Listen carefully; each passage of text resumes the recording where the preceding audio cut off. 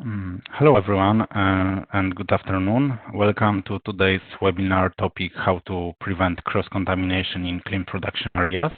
Thank you all for taking part in it. First of all, let me introduce myself. My name is Bogusz Bobrowski and I represent the EC validation company and work in the position of validation specialist. Before that, I was a process engineer responsible for solution preparation areas in infusion solution plants. Today I would like to share with you my experience and knowledge regarding cross-contamination. So if you will have the opportunity to face this problem in the future, I hope you will be able to do it. As I said, my company is EC Validation, and if you would like to find more information about this company or about our services, please visit our website, which is ecvalidation.com. And after that, please leave the commercial out of the way, and let's get into today's material. As you can see on the screen, I'm going to tell you about cross-contamination in pharmaceutical industry, especially about sources, prevention methods, and MHRA, Medicines and Healthcare Products Regulatory Agency, and EMA, European Medicines Agency, approach regarding cross-contamination. This presentation should last about 30 minutes, and initially all of you are muted, and please do not unmute yourself until the end of the presentation in order to avoid any background voices. So as you can see on the screen, my presentation is divided into several parts. First of all, I would like to tell about the definition of cross-contamination and possible sources of cross-contamination. I think it will not be anything new for you. Secondly, I will discuss 3 documents released by MHRA and EMA, which in my opinion are very important regarding cross-contamination. After that, I will provide few methods how to proving effectiveness of cross-contamination, preventive measures, and finally, I will present few examples of issue concern cross-contamination, which were demonstrated during MHRA inspections and in warning letters released by MHRA. So let's start with cross-contamination definition. It is defined as a contamination of starting material or of product by another material or product. Cross-contamination can mean the residuals of another product, raw material, power, dust, aerosols, vapors, which get to another product. This residuals can come from improperly cleaned process installation as a storage tank, mixers, pipelines, or improperly cleaned equipment as a weighing equipment. It can also come from residuals of that dust which settled on room equipment, HVAC installation, or on personnel uniform. But what is important that the topic of cross-contamination is not only limited to the residuals which can occur during initial stages of manufacturing process, because cross-contamination can also occur during final product packaging, for example, as a mix-up of 2 final product batches on packaging lines or during final product storage. And it is important that the risk of accidental cross-contamination resulting from all sources, not only mentioned by me before, should be assessed, and preventive, scientifically proven measures should be introduced. As it was said on previous slide, there are multiple sources of cross-contamination, and for example, it can be invalid cleaning method, which can lead to creation of product residues, uncontrolled release of material during weighting or adding raw material to the mixers, residuals which can left after cleaning of weighing area, if operation as a waiting causes a large amount of dust, the time after which cleaning should start should be also considered. Later I will try to explain why it can be important. The next one sources is operators, because amount of dust or residuals which can be transferred or operator's clothes should be considered. And the last but not least is insufficient technical solution like HVAC system, pressure cascade, separation of packaging lines, and also product changeover on packaging lines should be considered, and double check of performed cleaning can be implemented. Of course, it is natural that significance of cross-contamination risk varies with source of cross-contamination and that of the product being contaminated. The most significant risk is likely for products administered by injection and thus given over a long time. However, contamination of all product poses a risk to patient safety, and that's why all potential ways of contamination should be considered. And the cross-contamination prevention methods can be divided into two groups. It's technical and organizational. To the technical groups, methods as air changing, pressure cascade, dedicated building, dedicated production lines and logs can be included, while to the organizational group, hygienic procedure, cleaning validation, dedicated pathway for product and waste can be included. After this short introduction to the topic of cross-contamination, let's have a look on documentation section and let's find out history and evolution of approach to the topic of cross-contamination. In order to that, let's have a look what MHRA and EMA said about that. I would like to mention in this part about three documents which in my opinion are very important regarding cross-contamination. And at the beginning, let's go back to the year 2014 when the EMA released a document called Guideline on Setting Health-Based Exposure Limits for Use in Risk Identification in the Manufacture of Different Medicinal Products in Shared Facilities, in which new scientific way to determine the residues was shown. This determination could be only done by an expert with pharmacology or toxicology knowledge. Usually, companies sign the contract with external toxicologists who determine the value of the PDE. PDE is the permitted daily exposure, and it is a specific dose for substances that is unlikely to cause adverse effect if a person is exposed to this dose or below this dose daily for life. External specialist was signed because there was not enough experienced employees in the company. But the problem was that the larger portfolio of pharmaceutical plant, larger production portfolio of pharmaceutical plant, the greater cost of performing the determination for our products. So it was understandable that the plants decided to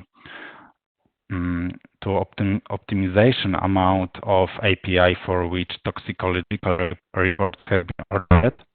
It was done only for new, strongest, or worst cleaning validation cases.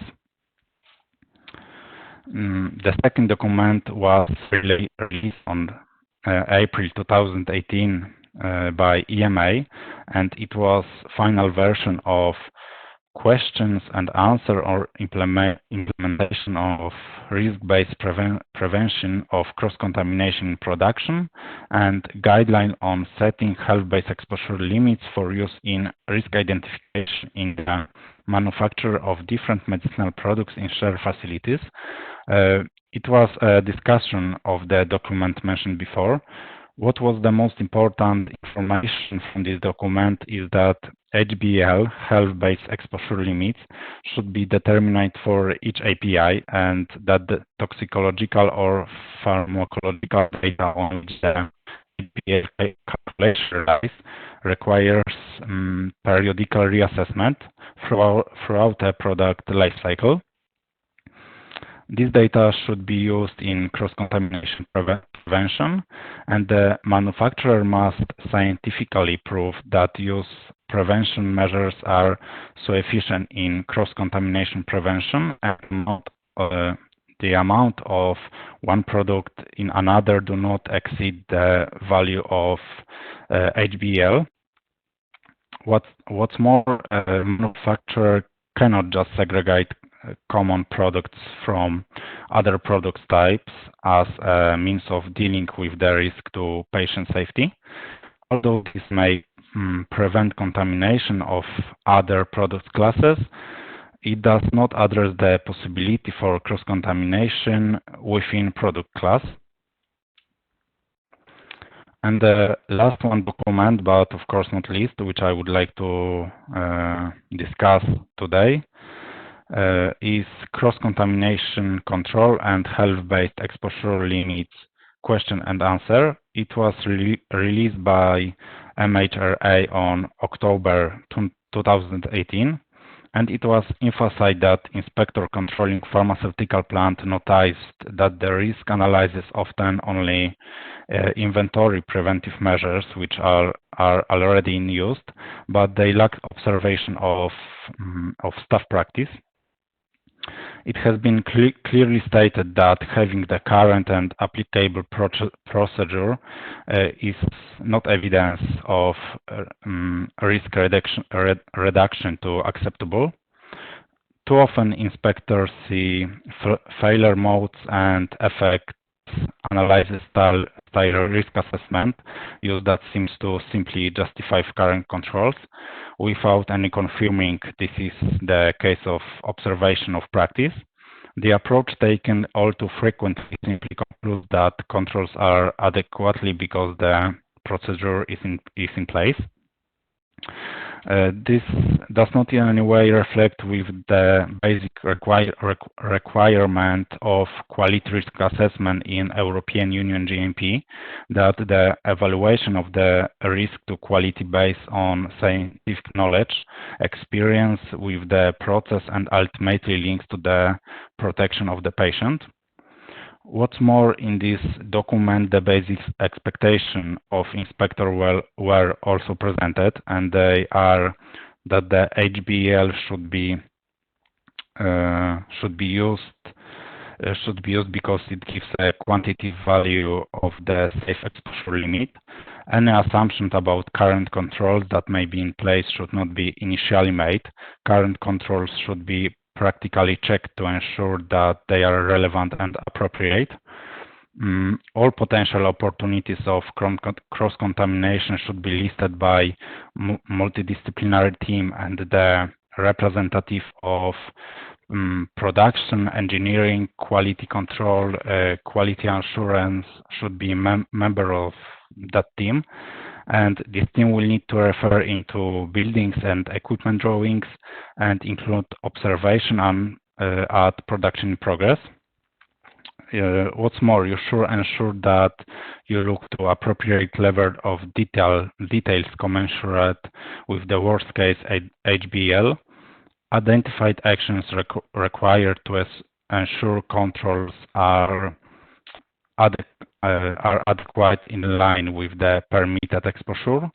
Ensure that quality risk management output provides a clear account and justification for controls identified. And quality risk management should be kept live and reviewed periodically.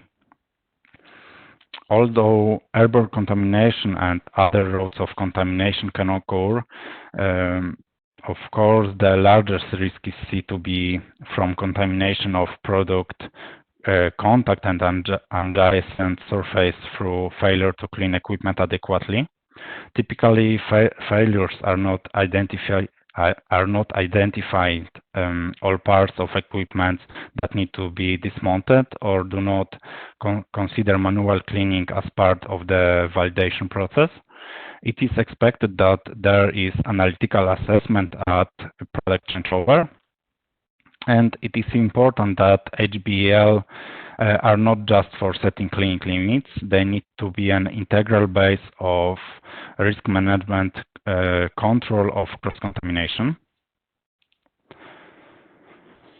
And in relation to above, develop risk assessment in which a multidisciplinary team will just list current preventive measures and in that way only theoretically prove their effectiveness in preventive cross-contamination may be insufficient for inspector anymore. The level of detail in the risk management process should be commensurate with the potential harm identified by HBL, and the effectiveness of control measure should be scientifically proven.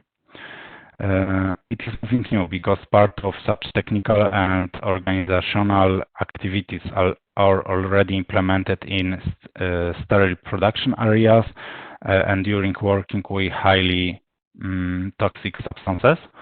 In this case, manufacturer is obligated to maximize the separation of manufacturing process, and on the other hand, to minimize the contact of employees with toxic substances. So after this theoretical part and documental part, let's move on to more practical ones and talk about how to scientifically prove the effectiveness of applied prevention methods. Probably all measures which are listed on the slide were checked during validation test or are checked online during routine production. But with regard to the documents mentioned before, the methods of checking may not be so efficient for the inspector anymore. And let's start from the pressure cascade efficiency. Now it's only checked by online monitoring of pressure differences between two rooms, but it should also be checked how many particles may penetrate against the pressure cascade, for example, during door opening or during employees moving. Amount of contamination carried during manufacturing operation, for example, during adding raw materials to the mixers, it should be considered how much dust of raw material is created.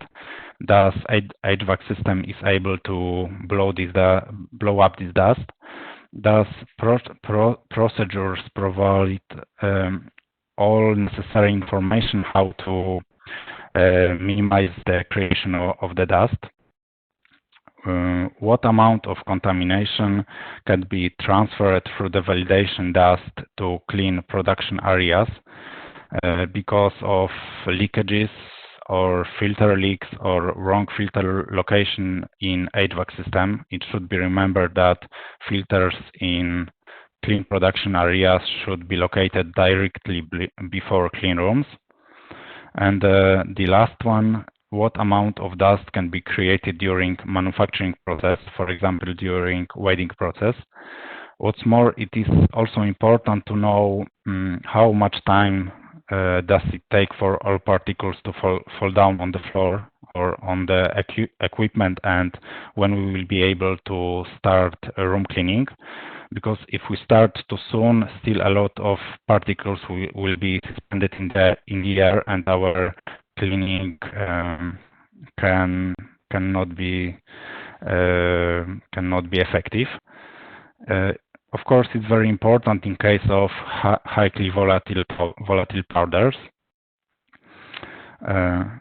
Of course, we have such scientific evidence in cleaning validation, but the case of cross-contamination is not only limited to product residues after cleaning. The contamination can occur on construction surface of room. It may also accumulate when not using manufacturing equipment. That's why it's important to determine the holding times of mixers, storage tanks, or pipelines. So now I would like to communicate few examples of issue which were demonstrating during MHRA air inspection and in MHRA warning letters. The first one, that the staff evaluating the health-based data did not appear to have any medical or toxicological training, which is incompatible with EMA guideline. There was no process to assess the organizational and technical control measures required to ensure that the risk of cross-contamination was controlled. Worst case evaluation did not trigger revalidation or review of a cleaning method where a higher toxicity or more potent product was introduced, and annual revalidation of cleaning validation SOP had not been performed. There was insufficient detail to ensure that the cleaning process will be undertaken consistently. This is, in my opinion, connected with manual cleaning because manual cleaning procedures should include all necessary information about hard to clean places, about method of cleaning, using cleaning equipment or cleaning supplies. Adding photos to the procedure, cleaning procedure is also good idea.